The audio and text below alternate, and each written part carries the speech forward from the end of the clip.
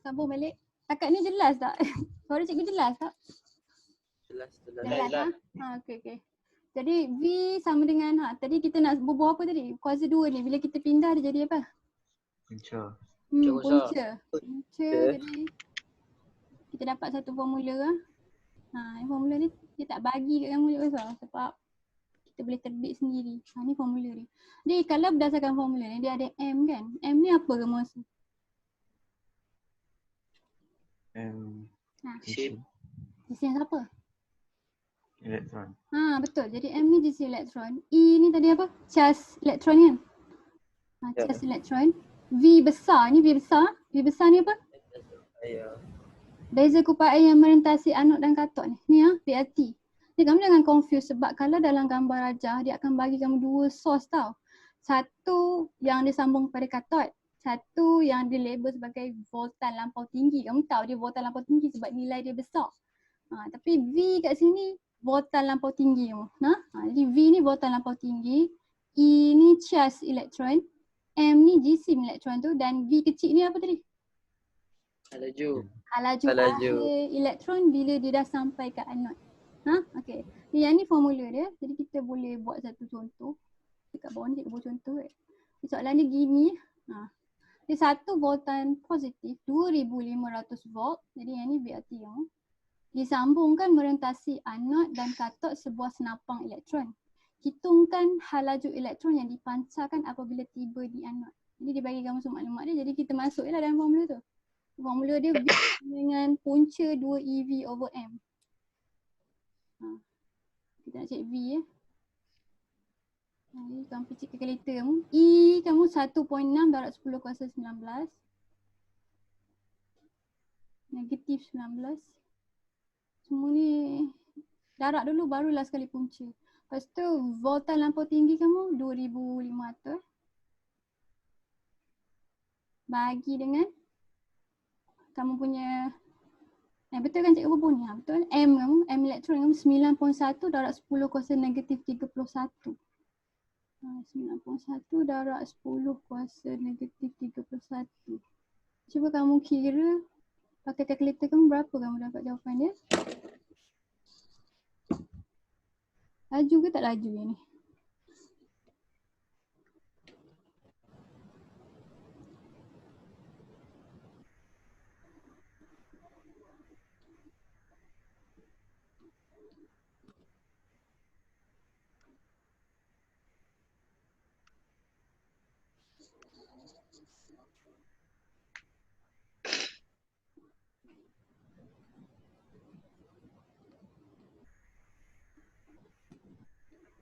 Dia dapat 2.96 dan 10 kuasa negatif 24. Negatif? Ya ke? Cikgu tak rasa dia boleh jadi negatif sebab negatif tu maknanya dia slow.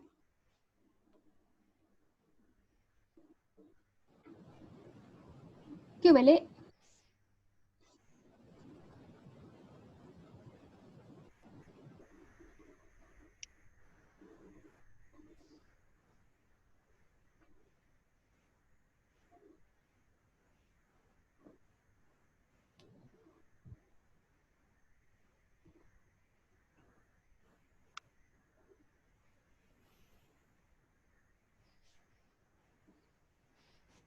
.964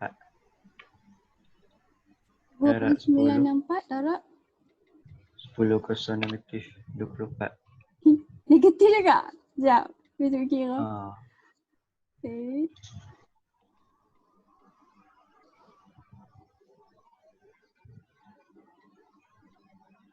Cikgu dapat 2.09 darab 10 kuasa 7. Ni. Ni negatif 19, yang ni negatif 31. Charge kamu sikit sebab elektron ni kecil. Lepas tu jisim dia pun kecil. Tapi laju dia tinggi. Laju dia mesti dapat kuasa yang positif. So kira balik. Last kali bawa punca. 1.6 darab 10 kuasa negatif 19. Darab dulu dengan 2 dengan 2500. Answer bahagi 9.1 eksponen negatif 31. Lepas tu punca kat answer.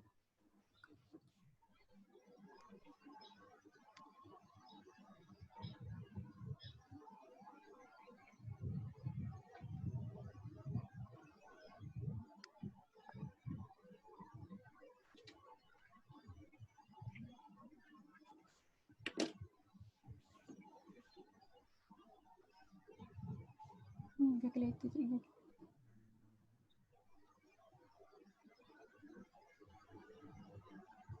.94 10,7. 2.09. Dia tak dapat sampai. Cikgu dapat 2.0, kamu bunda ya. 2.097 darab 10 kuasa 7. Cikgu dapat. Orang lain? Dapat tak? Tu. Ya, memang cikgu try. Tapi kalkulator cikgu ni selalu tak boleh picit kuasa besar-besar, cikgu pun tak tahu kenapa. Satu cikgu. Darab 2. Darab 2,500. Tak, 2,500 tak? Tu tak boleh. Tak jadi. Tapi cikgu picit dah dengan kerja telefon cikgu. Cikgu dapat 10 kuasa 7. Picit balik. Picit atas dia dulu. Button E tu dekat mana tu? Ha? Button E yang Ni ESP. cikgu dekat ni. Ni ESP ni, picit guna ESP.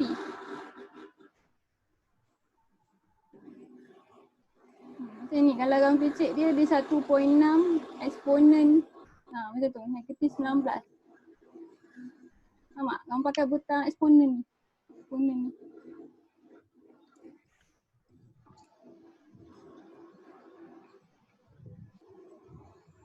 Jadi yang ni cikgu dapat 2.097 darab 10 kuasa 7 meter per saat.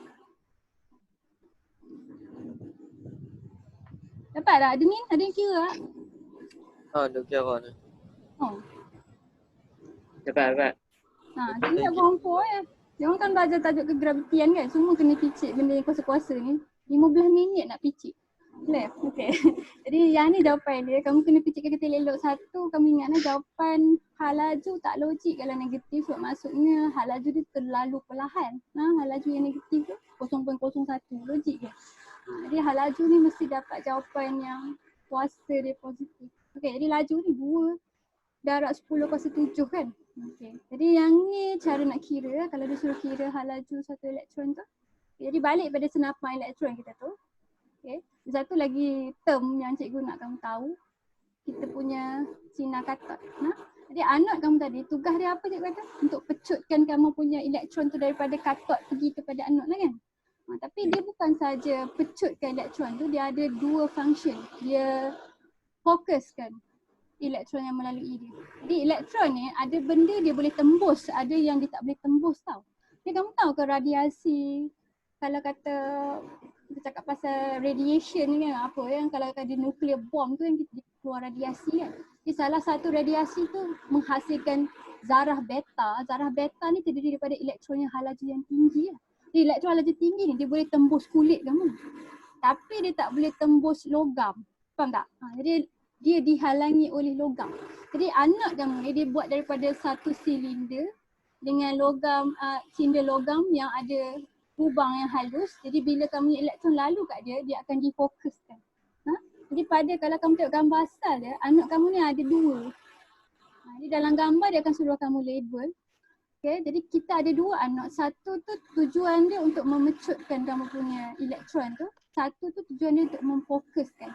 Ni yang memfokus tu dia akan fokuskan macam kantar. Dia akan jadikan daripada elektron tu gemuk, dia akan haluskan dia sampai dia jadi macam laser point tu. Dia sampai dia jadi satu titik.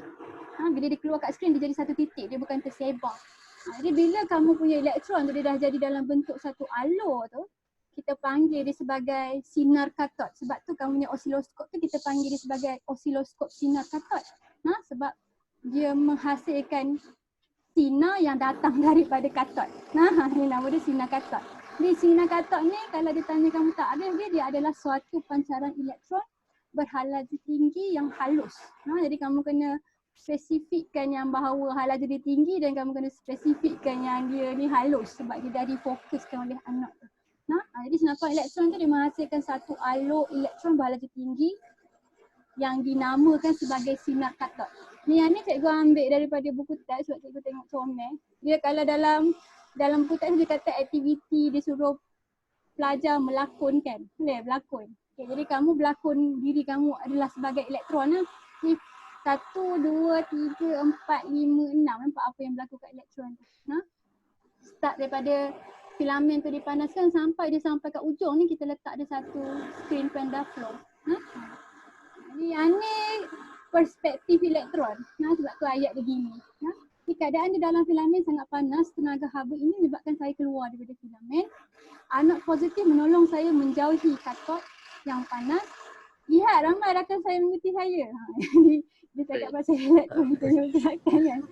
Oh, anod hanya punya satu laluan yang sempit. Sebab dia kata dia lalukan anod tu kat sini dihalangi kan. Nasib baik saya dapat bergerak melalui laluan yang sempit itu. Lihat, tengah rakan saya dihalang oleh anod itu. Jadi ada kawan dia tak dapat lalu sebab dia dihaluskan kan. Jadi beam tu dihaluskan. Last sekali tenaga saya adalah terlalu kecil untuk memecahkan kaca. Tetapi tenaga yang kecil ini dapat memberi kesan PandaFlow pada skrin ini. Dekat ujung ni kita letak satu skrin yang kita catkan dia dengan bahan fluorescent. Jadi bila elektron kamu dengan tenaga dia langgar skrin tu, dia akan hasilkan cahaya yang kamu nampak sebagai warna hijau. Jadi kalau kita guna bahan yang lain, cahaya tu warna lain. Dia macam kata dia langgar gas lain, dia akan jadi warna lain. Kata dia boleh jadi warna biru ke merah ke, bergantung pada apa yang elektron tu langgar dalam perjalanan dia. Okay, jadi kenapa, satu lagi yang cikgu lupa nak sebut, kenapa dalam ni kita kena vacuum kan? Satu tu untuk filamen tu kan? Satu lagi kenapa kita nak dalam ni vacuum? Sama bagi oksigen. Yang tu untuk tujuan filamen. Untuk elektron ni penting tak dalam ni vacuum? Penting tak dalam ni vacuum? Penting. Bagi tak ada rintangan. Betul. Jadi kalau kata ada molekul-molekul lain dalam ni, dia akan langgar molekul tu kan. Jadi kita tak nak dia langgar sebelum dia langgar skrin. Jadi kat dalam ni vacuum, kita nak dia jalan straight je sampai screen PandaFlow ni, dia langgar screen PandaFlow baru dia react tukar jadi tenaga cahaya. Jadi awal-awal ni kita make sure dalam perjalanan tu clear. Tak ada apa-apa halangan. Jadi kita buat dalam tu vacuum supaya tak ada molekul yang akan berlanggar dengan kita punya elektron. Okay, jadi kamu dah faham dah kan senapan elektron ni? Jadi kita nak tengok ciri-ciri sinar katot. Jadi sinar katot, kalau cakap pasal sinar katot kamu tahu dah lah kan? Kamu punya sinar elektron yang halaju tinggi, jadi ada ciri-ciri dia. Setakat ni apa ciri dia yang kamu tahu? Apa ciri dia yang kamu dah tahu? Siapa boleh bagi? Laju tinggi. Ciri sinar kereta. Dia berhalaju tinggi. Lagi? Apa? Tak dengar. Dia halus. Halus? Lagi? Ya, lagi? Pancaran Dia elektron. terdiri daripada elektron kan? Jadi dia bergerak lurus. Okey, pandai. Ilyas kata dia bergerak lurus, betul? Dia bergerak lurus, dia laju. Okay, dia halus sebab dia satu alur. Jadi sebab dia elektron, dia ada satu lagi ciri yang kamu jangan lupa sebut. Apa dia? Negatif. Dia ada charge yang negatif. Maknanya dia adalah satu alur. Dia bukan macam cahaya. Cahaya ada charge tak? No. Tak ada kan? Ada. Cahaya tak ada charge. Tapi sinar katot ni dia ada charge. Jadi dia magic sikit tau. Dia boleh buat benda yang luar biasa. Sebab dia sinar yang macam lampu tapi dia ada charge. Jadi kita, sebab dia punya charge negatif tu, dia akan react dalam situasi-situasi kat bawah ni.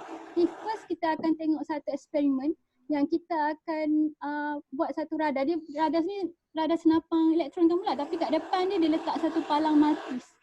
Dia letak cross ni sebab zaman dulu saintis-saintis tu bubuh cross, tapi tak semestinya kita bubuh cross. Kalau kita bubuh bentuk lain pun jadi je tau eksperimen ni. Tapi dah sebab orang putih yang buat, jadi kita panggil eksperimen tu tiup palang matis. Tiup palang matis ni kita buat dia daripada logam. Jadi bila elektron lalu dengan laju tinggi, apa yang jadi? Dia tak boleh tembus logam ni kan? Okay. Dia tak boleh tembus bentuk cross ni. Jadi kat sini dia tak ada anod memfokus tau. Jadi dia akan hentam kamu punya cross tu, macam katakan ada banyak bola kamu baling kat kamu punya cross. Kamu baling banyak-banyak, lepas tu yang kata yang lain tu dia akan pergi menuju kat skrin tu, dia akan hasilkan satu bayang-bayang dalam bentuk cross. Jadi cikgu try tunjuk kamu video, tengok kamu boleh tak view? Boleh tak? Takat ni ada tak cikgu yang tunjuk kamu video bila buat perlawanan? Keluar tak video tu? Ada, tapi tak ada audio. Cikgu Fatihah buat. Ya, audio. Saya rasa kalau nak keluar audio dia kena share audio. Tapi tak, audio dia tak penting pun untuk kes ni sebab dia video pasal palang matis kamu. Nampak tak? Nampak tak video dia? Nampak. Nampak? Kalau dia lag pun tak apa sebab dia punya suara tak penting sangat. Kita nak tengok eksperimen Palang Maltese ni. Ini eksperimen setup dia. Suara cikgu dengar tak bila cikgu pasang video? Dengar. Dengar. Nampak yang ni besar dia punya senapan elektron tu. Dia on kan. Okay, jadi nampak tak? Yang ni cahaya hijau. Tadi cahaya kuning. Kenapa yang awal tadi cahaya kuning? Sekarang ni cahaya dia hijau. Guna gas line. Apa? Ni. Masa yang ni dia tak on lagi VLT tu, jadi cahaya ni datang daripada mana? Filamen. Filamen. Jadi filamen menyala dengan warna kuning kan? Jadi bila kita tak on VLT tu, elektron terhasil tak kat kamu punya filamen? Tak. Ada elektron tak kat filamen kamu? Ada. Ada, cuma dia tak bergerak, betul? Sebab bila kita onkan VLT tu buat apa? Dia bergerak, dia tembak. Dia akan gerakkan elektron tu kan. Jadi sekarang ni dia onkan filamen, elektron dah keluar. Tapi skrin tu kuning sebab dia tak onkan VLT. Jadi bila dia onkan VLT,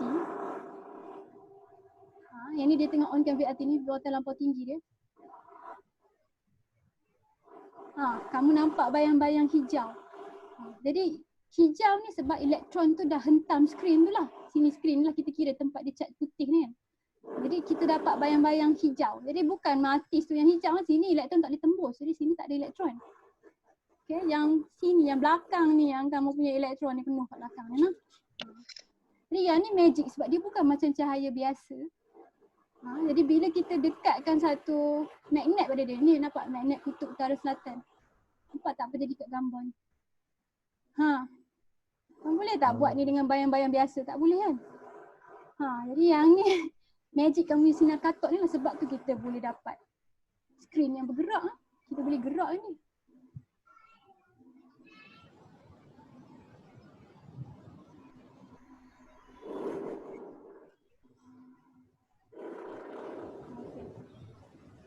Jadi yang satu lagi ni tak penting sangat sebab dia nak tunjuk bila dia pusing punat VLT tu makin lama makin cerah kan. Jadi bila dia tinggikan voltage lampau tinggi tu, lagi banyak elektron akan hentam skrin tu, lagi cerah skrin tu. Jadi apa yang cikgu nak tunjuk kamu tadi, kesan magnet dia. Kamu rasa kesan magnet tu kita boleh tentukan tak pakai apa-apa peraturan? Ada tak peraturan kita boleh guna nak tentukan kat mana pesongan kamu punya gambar rajah? Kamu punya gambar kat skrin tu. Ada tak? Ada tak cara? Ni, label magnet. Kamu rasa ada tak sebab kenapa dia bergerak kat arah sini? Ada tak kalau kita letak magnet tu kutub utara ke selatan ke, dia akan berubah tak dia punya gerakan tu? Ada arah ke tak ada? Ada. Jadi yang ni berkaitan dengan kita punya konsep elektromagnet tu. Kita akan pakai tangan kiri Fleming kita untuk tengok dia bagaimana. Okay, kita start dari awal. Jadi gambar yang first tadi, yang situasi pertama tu kan. Jadi kita consider sebab masa tu dia baru buat apa. Apa yang dia dah buat untuk dapat bayang-bayang kuning ni. Dia buat apa? Dia hidupkan dia punya filamen kan. Jadi filamen dia on. Jadi dita yang filamen ni on. Dita filamen kita panggil. Dita filamen. Jadi yang ni selalu kecil je tau dia punya power supply, tak payah besar macam mentor kamu lah. Yang ni sekarang dia on. Tapi kamu punya VLT on ke off? Off. Off. Dia tu semua off. Okay. Ni pemerhatian dia apa? Macam mana kita nak describe ni? Lampu kuning. Kita dapat bayang-bayang dengan warna kuning. Kita dapat bayang-bayang Palang Maltese warna kuning. Bayang-bayang warna kuning. Macam tu kan dia. Asalkan cikgu faham bila exam. Yang datang. Jadi apa penerangan dia nak bagi? Penerangan dia. Warna kuning ni datang daripada mana? Yang tu je. Itu maksudnya penerangan. Kamu nak explain. Kenapa dia jadi bayang-bayang kuning? Filamen dia mengeluarkan elektron. Jangan cakap yang tu. Yang tu tak jelas. Kenapa terhasil bayang-bayang kuning? Sebab filamen tu dia menghasilkan cahaya kuning apabila dipanaskan. Cakap macam tu. Boleh? Elektron ada hasil, tapi sekarang ni elektron tak bergerak. Sebab tu bayang-bayang dia kuning semata-mata. Yang ni bayang-bayang biasa. Kalau kamu letak magnet kat bayang-bayang ni, bergerak tak bayang-bayang ni? Tak. Tak. Tak. Tak, yang ni bayang-bayang cahaya. Faham? Jadi dia tak boleh digerakkan oleh magnet bar ataupun medan elektrik. Jadi yang ni filamen tu dia menghasilkan cahaya kuning tu. Okay? Nak bagi tulisan cikgu cantik lah. Tak tahulah. Dia menghasilkan cahaya kuning. Kamu tulis balik lah nota-nota ni lah. Kuning apabila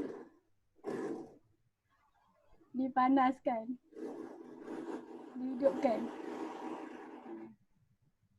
Yang ni bayang-bayang biasa. Okay, jadi bila kita on kan kita punya VLT tu yang second procedure. Jadi yang second one ni filamen ni on ke tidak? On. On, mesti on kan? Kalau filamen tak on macam mana nak hasilkan elektron kan? Jadi filamen punya litar on. Tapi sekarang ni apa lagi yang on? DLT. LT. VLT kamu kena on juga. Jadi VLT pun on.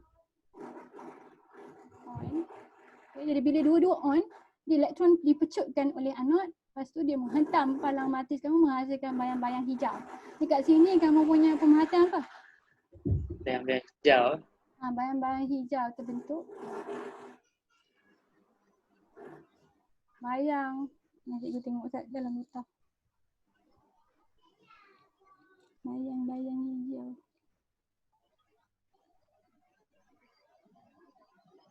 Bayang palang berwarna hijau. Okey, bayang palang berwarna hijau.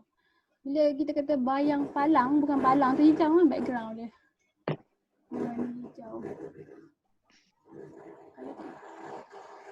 Berwarna hijau. Jadi bayang-bayang ni sama saiz tak dengan bayang-bayang kuning? Sama sebab dia bertindan betul-betul. Sama sebab datang dari sumber yang sama. Jadi dua-dua ni dia akan overlap each other, dapat satu saja bayang-bayang. Okay, jadi penerangan dia, mana datang bayang-bayang hijau ni? Kenapa ada bayang hijau pula? Elektron langgar. Ditarik. Elektron dapat dipecutkan ke anod kan? Jadi bayang-bayang tu dihasilkan oleh apa? Bayang-bayang hijau tu. Sekarang ni dihasilkan oleh apa? Langgaran. Elektron. Yang panggil dia elektron, yang panggil dia sinar katod lah. Bayang palang hijau dihasilkan oleh sinar katod. Bolehlah kamu kata dihasilkan oleh elektron yang menghentam pun boleh lah. Dihasilkan sinar katod.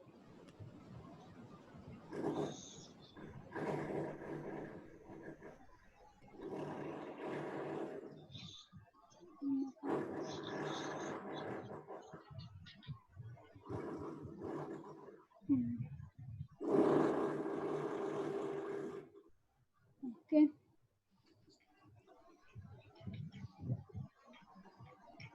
Okay, jadi kita dekatkan magnet bar pada dia. Jadi prosedur dia sama kan. Jadi sekarang ni kita onkan filamen, kita onkan kita punya VLT dan kita dekatkan. Yang ni magnet bar kutub utara. Dekatkan magnet bar kutub utara. Susahlah nak menulis. U magnet. Jadi tulis pendek. Okay, jadi magnet ni kutub utara. Jadi medan magnet ni keluar arah ni kan. Ni arah medan magnet kan. Yang ni sinar katod kan. Sinar katod ni buat daripada elektron. Okay, jadi kita nak pakai tangan kiri Fleming kita kan. Jadi FBI, jadi tunjuk kamu tu untuk kamu punya medan magnet kan. Kamu punya arus tu datang daripada elektron ni lah. Tapi arus kamu punya Fleming ni apa beza dia dengan sinar katod? Apa beza arus dari Fleming kamu dengan sinar katod ni? Arus Fleming. Arus tangan kiri Fleming. Yang tu arus yang konvensional kan? Macam mana arah pergerakan dia? Daripada mana ke mana? Daripada terminal mana ke mana? Kalau tangan kiri Fleming. Daripada positif ke negatif. Tapi kalau elektron dia bergerak macam mana? Negatif ke positif?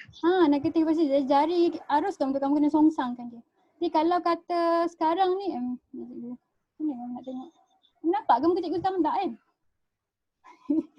Okay. Jadi ni tangan kiri Fleming kan. Jadi kamu punya jari arus tu dia kalau arus tu dia kalau ikutkan yang konvensional tu yang elektron kamu dia mengalir ke arah kamu yang skrin hijau kan. Tapi sebab dia elektron jadi dia terbalik. Faham tak? Dia terbalik. Jadi dia bergerak daripada kalau yang ni kita kata gerakan tu daripada kiri ke kanan kan? Kan? Betul.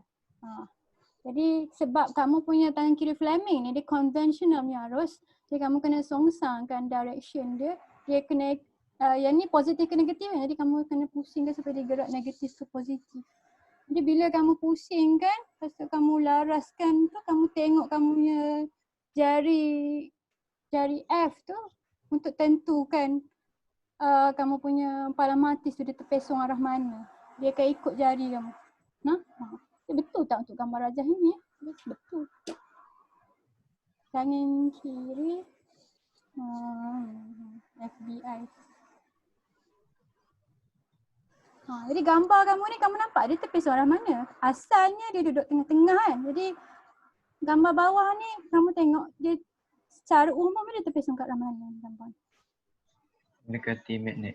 Tak. Jauh. Ke bawah, kamu tengok jari Fleming kamu. Jari Fleming kamu, ibu jari tu turun bawah kan? Tak? Jadi sekarang ni daya yang dikenakan oleh magnet bar tu menyebabkan bayang-bayang tu turun bawah. Boleh? Jadi kamu nak try dengan video tadi tak? Main video try. Mana gambar dia? Okay, jadi tadi kamu tengok kutub magnet bar yang dia pegang dulu. Jadi kamu boleh try dengan Fleming kamu. Okay, jadi ini utara, yang ni selatan. Ingat tak?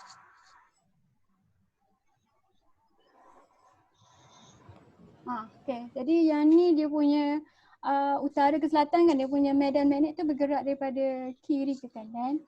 Lepas tu sekarang ni kan cikgu kata kamu punya elektron tu memang menuju keluar kan, menuju keluar skrin kan. Tapi sebab jari Fleming kamu ni arus konvensional kan, jadi kamu punya jari Fleming kena masuk dalam skrin. Faham tak? Okay. Jadi nampak tak ibu jari kamu tunjuk mana? Bawah. Bawah. Jadi sebab tu bayang-bayang tu dia turun bawah. Nampak tak? Jadi dia center kan?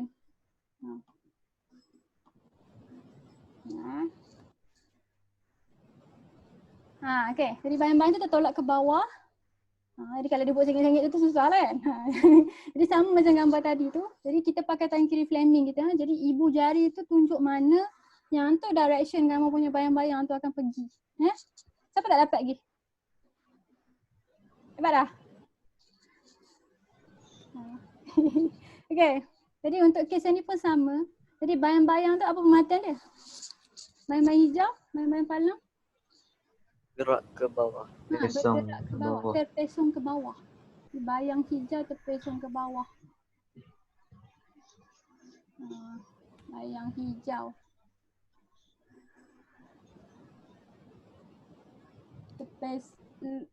Cikgu tak tahu. Kadang-kadang dia memang bila internet tu slow dia tak boleh nak tulis. Terpesong ke bawah.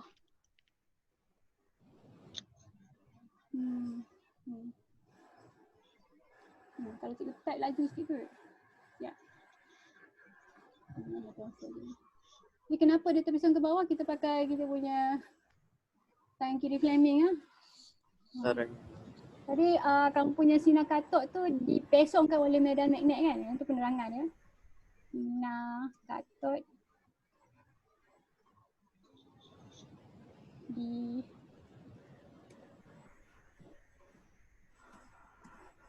oleh medan magnet.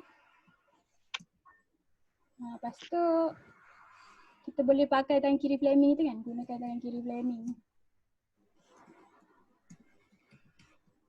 untuk tentukan arah pesongan.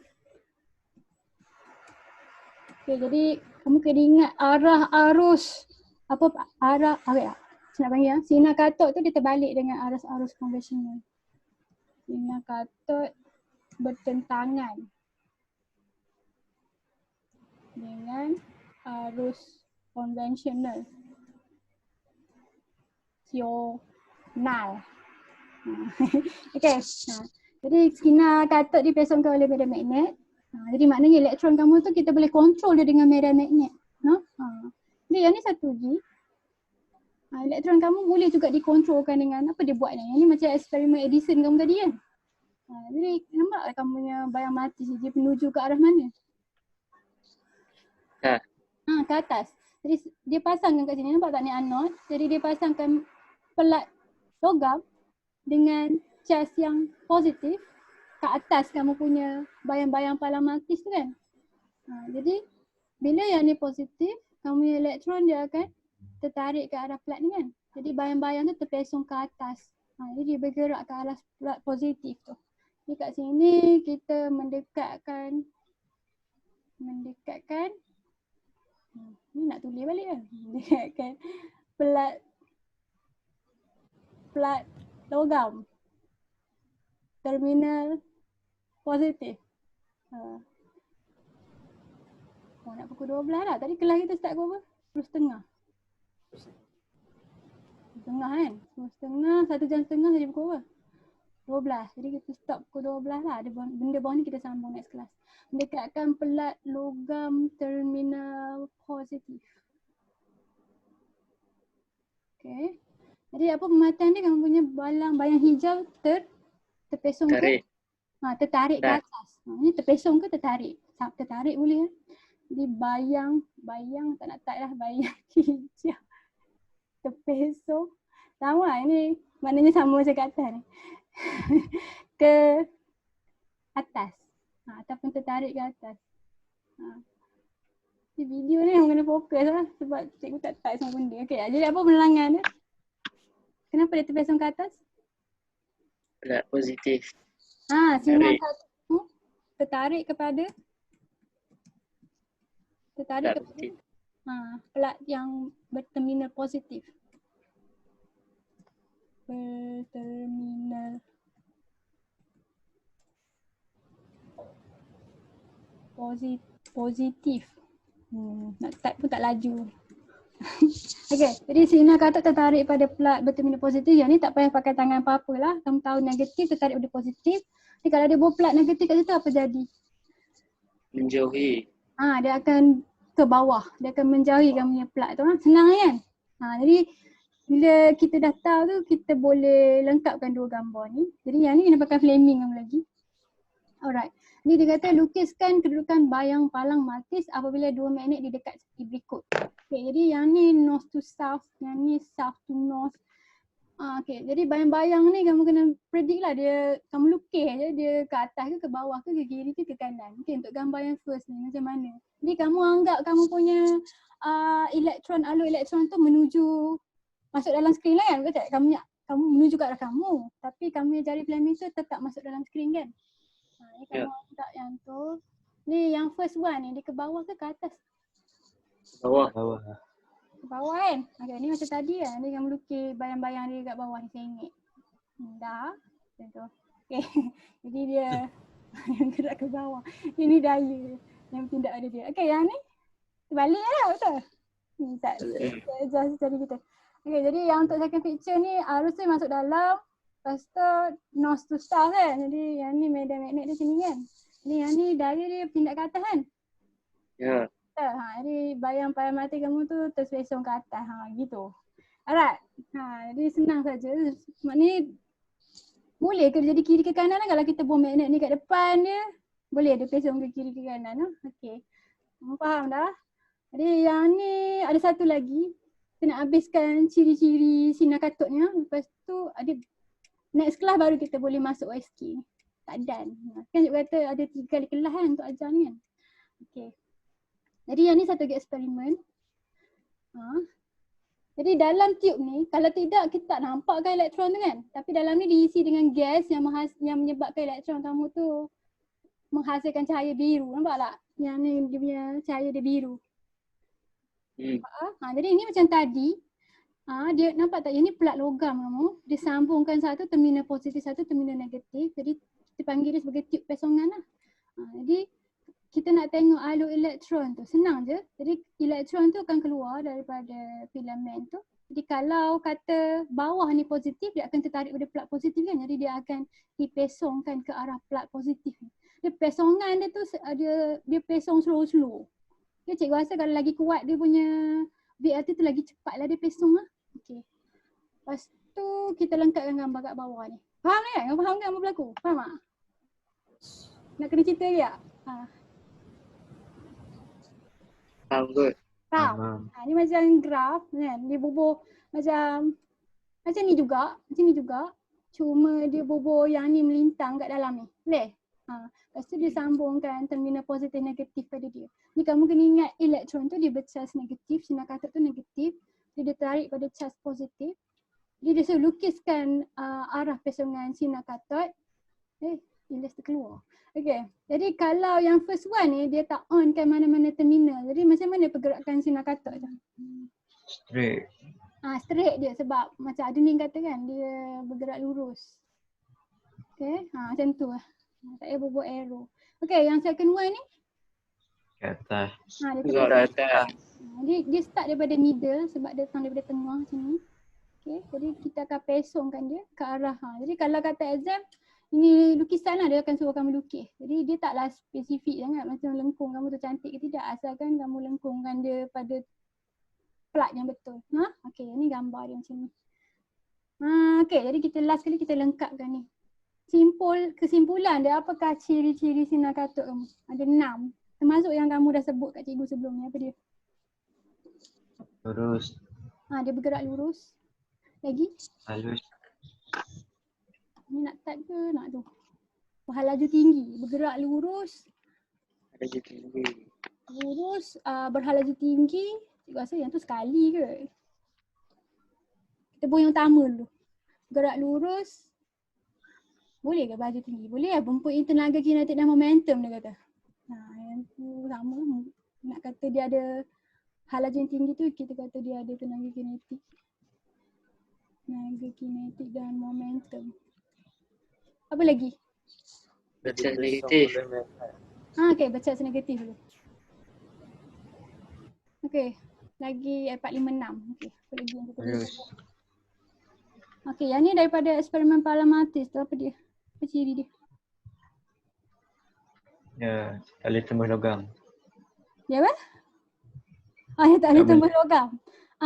Boleh yang tu termasuk tidak boleh menembusi logam. Boleh, tapi kalau tak apa kita tengok ada beruang lagi. Dia ada banyak dalam buku tau. Dia bagi kalau cikgu dalam nota cikgu ada 12. Tidak boleh menembusi logam. Logam tebal. Nipis boleh lah, aluminium nipis boleh. Okay, lagi yang daripada kamu punya eksperimen Palamatis. Boleh dipesongkan oleh medan. Boleh dipesongkan oleh medan magnet. Ini penting. Ini sebab aplikasi dia oleh medan magnet.